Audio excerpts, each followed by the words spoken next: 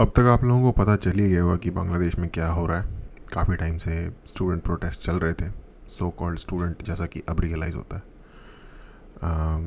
Reservation जो वहाँ पे होता था 30%, जो वहाँ के फ्रीडम फाइटर्स थे उनकी फैमिली के लिए, उसके अगेंस्ट जो प्रोटेस्ट चल रहा था वो फाइनली कल्मिनेट हुआ है अब।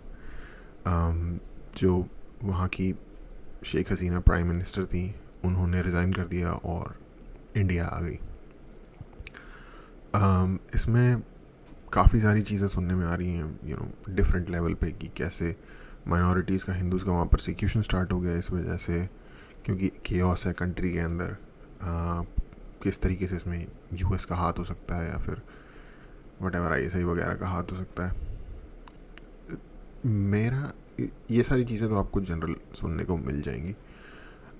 मैं दो तीन बातों पे एड्रेस करना चाहता हूँ, स्पेशली जो शायद और जगह इस तरीके से ना मिले।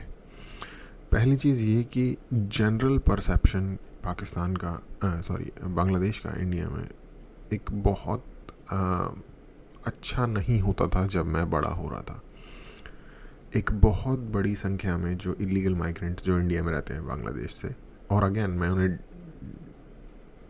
डिस्पैरेज नहीं कर रहा ये चीज़ें बोल के, ग्राउंड पे जो मैंने देखा था ग्रोइंग अप वो सिर्फ मैं शेयर कर रहा हूँ। तो अब तो खैर गार्बेज उठाने वाली गाड़ियाँ आ जाती हैं घरों में, एटलीस्ट शहरों में।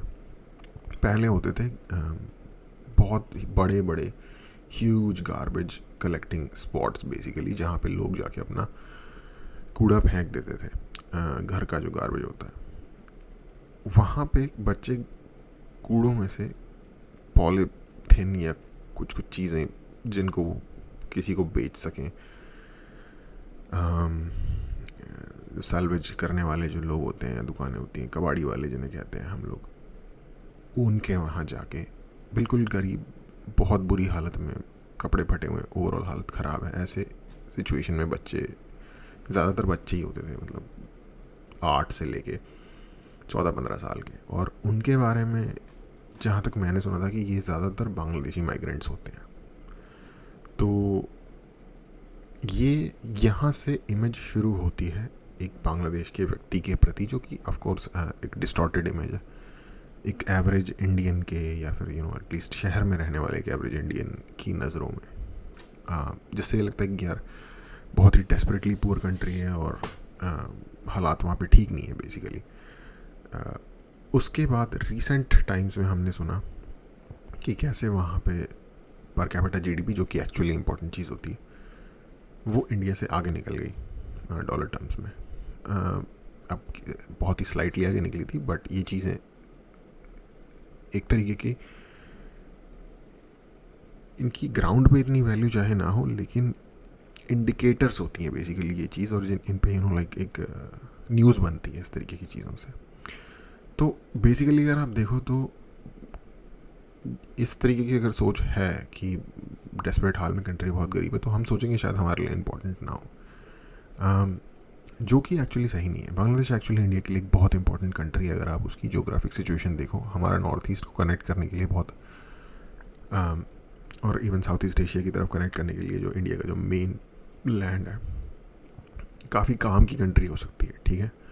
दूसरी तरीके की जो क्रॉस बॉर्डर स्मगलिंग होती है और हर तरीके के क्राइम होते हैं, उनको रोकने में वो, अगर गवर्नमेंट अच्छे से कंट्रीब्यूट करे एक दूसरे के साथ इन्फॉर्मेशन का और दूसरी चीज़ों का सपोर्ट करें, एक दूसरे को कोऑपरेट करें, तो इस तरीके के क्राइम्स को रोकने में बहुत हेल्प मिलती है। और जो माओवादी टाइप की जो पावर्स होती हैं, जो बेसिकली नॉर्थ ईस्ट के कई स्टेट्स में, इवन बंगाल में के हिस्सों में, क्योंकि आई थिंक नक्सल वहीं से शुरू हुआ था, इस तरीके की चीज़ों को या इस तरीके की एंटिटीज़ को भी क्रॉस बॉर्डर सपोर्ट ना मिले, क्रॉस द बॉर्डर जाके वो छुप ना पाए, शेल्टर ना मिले, इस चीज़ में सपोर्ट कर सकता है। तो overall security, safety, transport, transit, बहुत सारी चीज़ों में, और अगेन ट्रेड कर सकते हैं हम। बांग्लादेश कोई छोटी कंट्री नहीं है। बांग्लादेश की पॉपुलेशन रशिया से ज़्यादा है, 16 से 18 करोड़ के बीच की पॉपुलेशन है। रशिया की पॉपुलेशन शायद 14 करोड़ कुछ है, तो आप देख लो।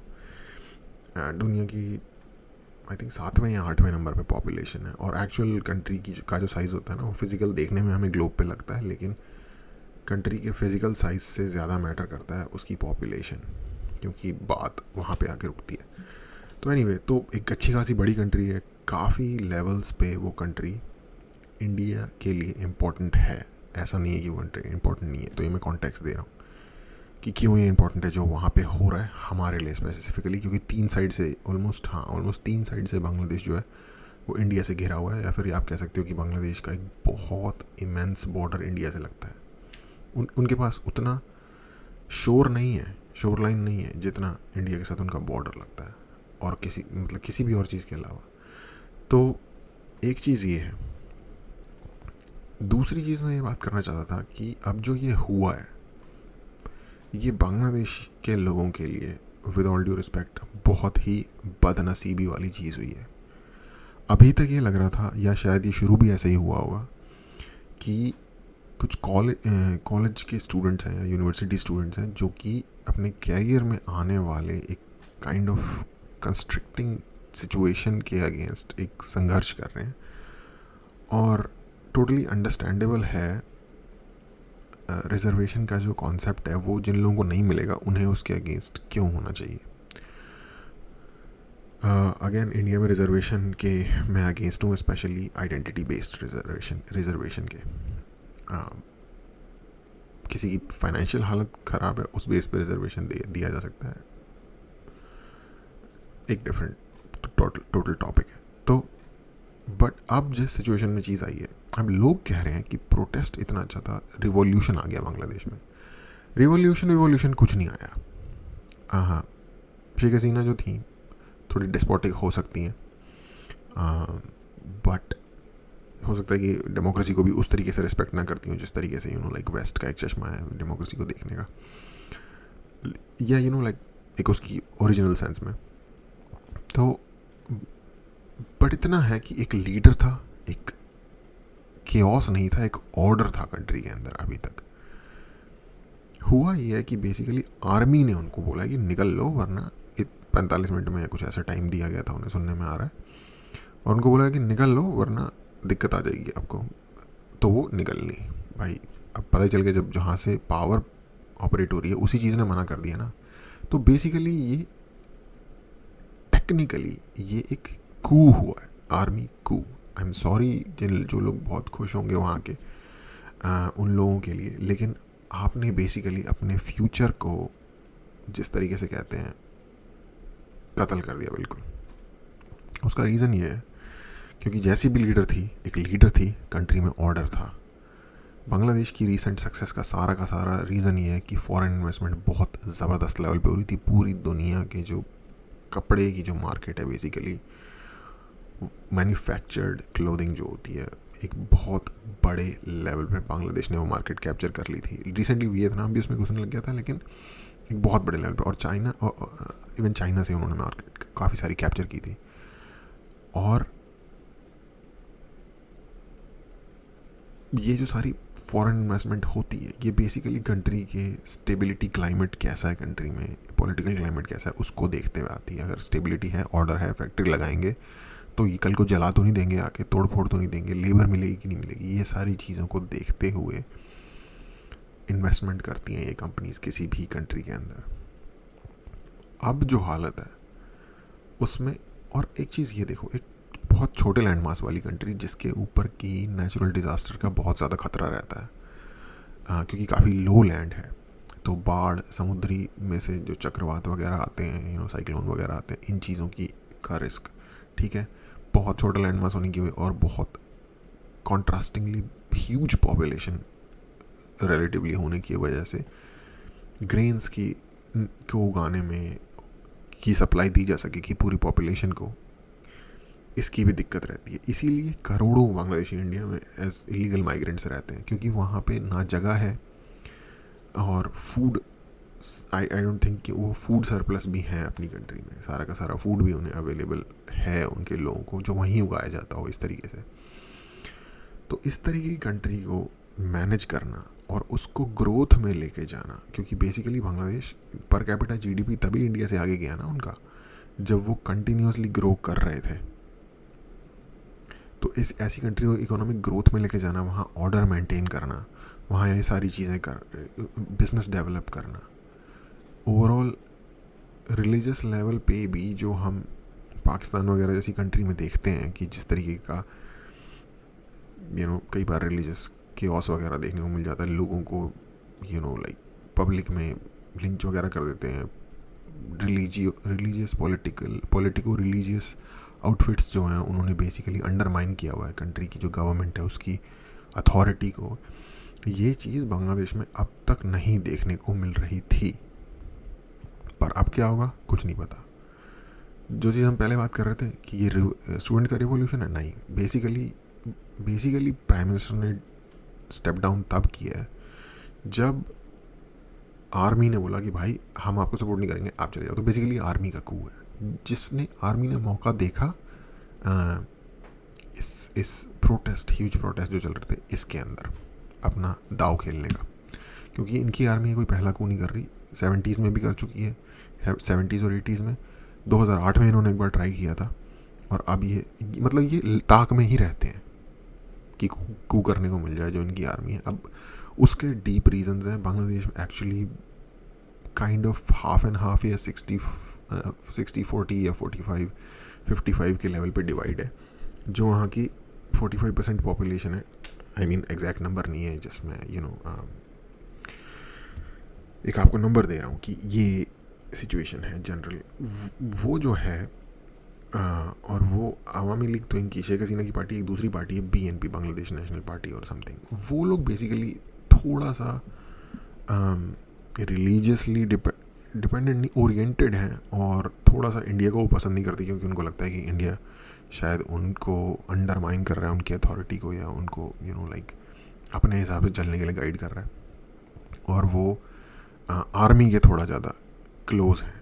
और जो ये पार्टी है अवामी लीग, इन आर्मी के क्लोज चलो ये भी होंगे ही, क्योंकि अदरवाइज़ सरकार नहीं चल पा रही होती इनकी। ये जो शेख मुजीबुर रहमान थे, जो उनके कंट्री के father of the country, what ever, father of the nation, जो भी वो हैं, उनकी बेटी हैं बेसिकली शेख हसीना, उनकी फाउंडेड पार्टी थी अवामी लीग। तो इनका जो, इनको कह लो कि इनके सपोर्टर शायद 55% रहे होंगे, जो कि थोड़े से सेक्युलर साइड पे हैं। तो और कुछ वहाँ पे बड़ी बड़ी, जैसा कि मैंने कहा, पॉलिटिको रिलीजियस आउटफिट्स हैं जो कि BNP को सपोर्ट कर रहे थे, जो कि इस पार्टी को सपोर्ट नहीं करते, क्योंकि ये थोड़ा सा सेक्युलरिज्म की साइड इनका टिल्ट ज़्यादा है, और बांग्लादेशी सोसाइटी भी इस मामले में डिवाइडेड है। सेम चीज़ वही 45 जो है वो थोड़ा रिलीजियस साइड पे है, 55 जो है वो थोड़ा सेक्युलर साइड पे है। इस वजह से आपको लाइक उनका थोड़ा दिख जाएगा। एजुकेशन में भी ठीक ठाक हैं रिलेटिवली, क्योंकि अब बांग्लादेश का कंपेयर आप किससे करोगे, आपको पाकिस्तान से ही कंपेयर करना पड़ेगा बेसिकली। तो क्योंकि या इंडिया से भी कर सकते हो, बट पाकिस्तान से क्लोजर कंपैरिजन इसलिए बनता है क्योंकि मुस्लिम मेजॉरिटी कंट्री है, और मुस्लिम मेजॉरिटी कंट्रीज़ में आमतौर पर रिलीजन का एक बहुत इम्पॉर्टेंट रोल होता है, या शायद सबसे इम्पॉर्टेंट ही रोल होता है, सबसे इम्पॉर्टेंट फैक्टर होता है। तो उस हिसाब से थोड़ी सी सेक्युलर कंट्री है, एजुकेशन में भी ठीक ठाक है, इकोनॉमिक ग्रोथ भी कर रही थी, क्योंकि काइंड ऑफ उन्होंने, जैसे टर्की ने भी एक सेक्युलर स्टेट मेंटेन किया था फर्स्ट वर्ल्ड वॉर के बाद, जब अतातुर्क ने डिज़ाइन किया कंट्री को एक अपने विजन के हिसाब से। साउथ एशिया में अगर टर्की के जैसी काउंटर पार्ट कंट्री ढूंढनी है तो वो शायद बांग्लादेश होगी। तो अब जो होगा बेसिकली, मिलिट्री उनकी आई डोंट थिंक बहुत रिलीजियस ओरिएंटेड है। मिलिट्री नॉर्मल अपनी एक थर्ड वर्ल्ड कंट्री की मिलिट्री जैसी भी होती है उसी टाइप की ही है। और अब क्योंकि ये यहाँ से कहीं भी बात जा सकती है, अब क्योंकि उनकी गवर्नमेंट थी, तो क्या ये होगा कि शेख हसीना को हटा के आवामी लीग की ही किसी और नेक्स्ट अवेलेबल लाइन में जो लीडर है या जो नेक्स्ट इन लाइन है उसको क्या गवर्नमेंट दे दी जाएगी चलाने के लिए, मिलिट्री क्या रूल करना शुरू कर देगी यहाँ से, और या तो क्या कुछ इलेक्शन होगा। और चौथा, अगर हम इसको सच में रेवोल्यूशन मान रहे हो, जो भी इसको रेवोल्यूशन मान रहा है,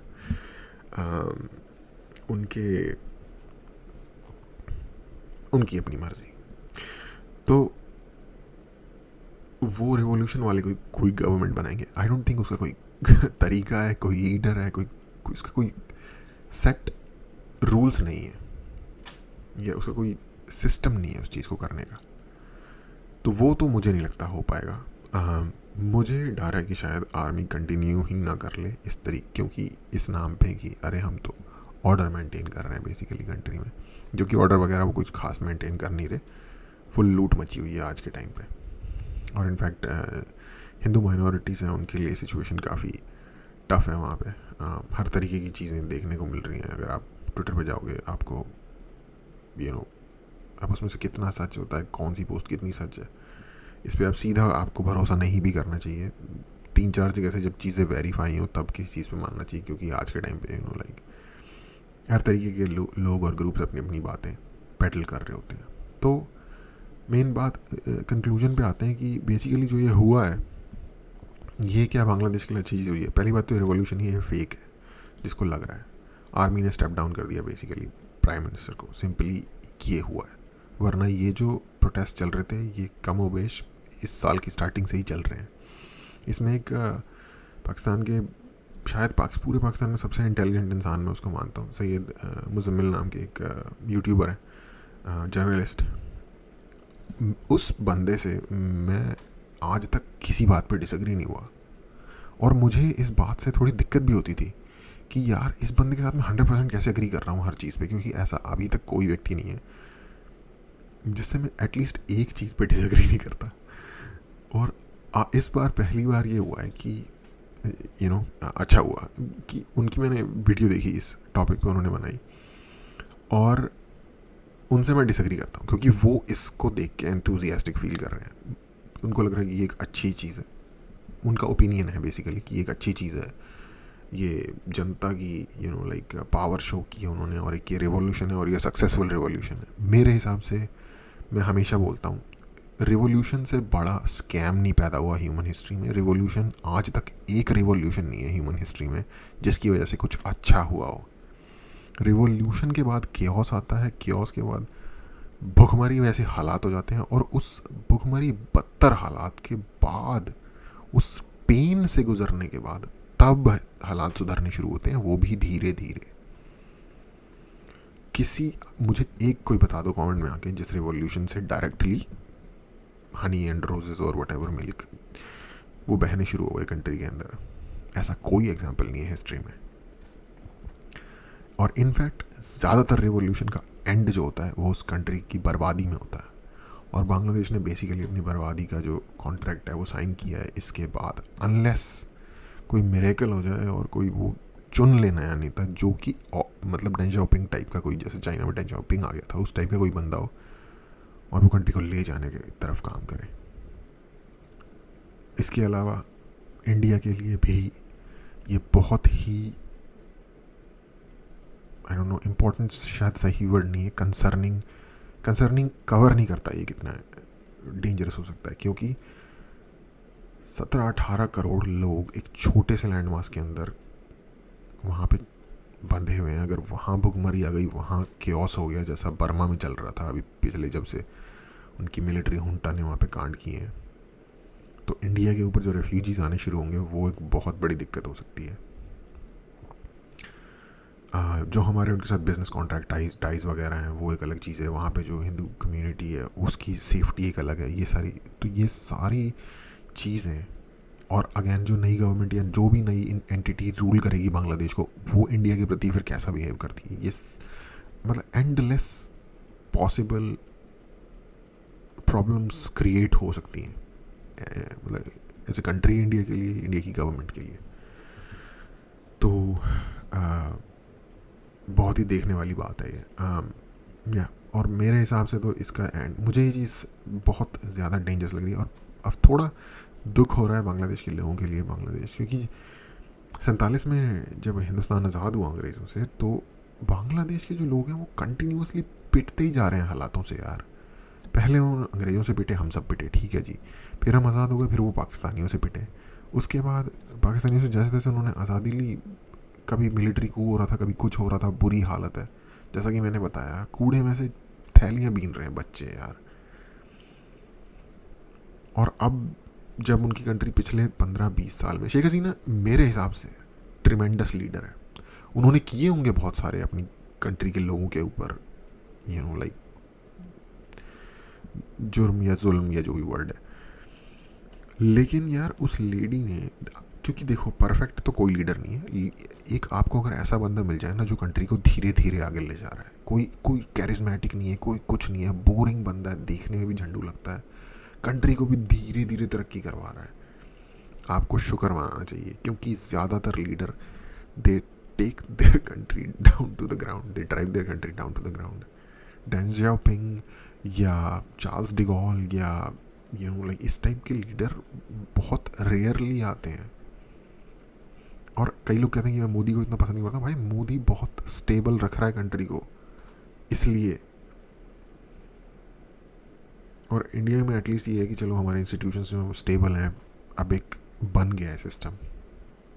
वरना ह्यूमन सोसाइटीज़ और कंट्रीज़ जो हैं, स्पेशली जो जिनके वहाँ इकोनॉमिक हालात ठीक नहीं है या थोड़े गरीब डेवलपिंग टाइप की कंट्रीज़ हैं, वहाँ तो बहुत फ्रेजाइल सिचुएशन है यार। इस तरीके की सिचुएशन बन गई वहाँ पे, आर्मी घुस गई ज़बरदस्ती, कर लिया किसी ने, कुछ भी नहीं किया, 45 मिनट नहीं लगे, 1 घंटा, सडनली एक दिन न्यूज़ आई, या आज या कल में।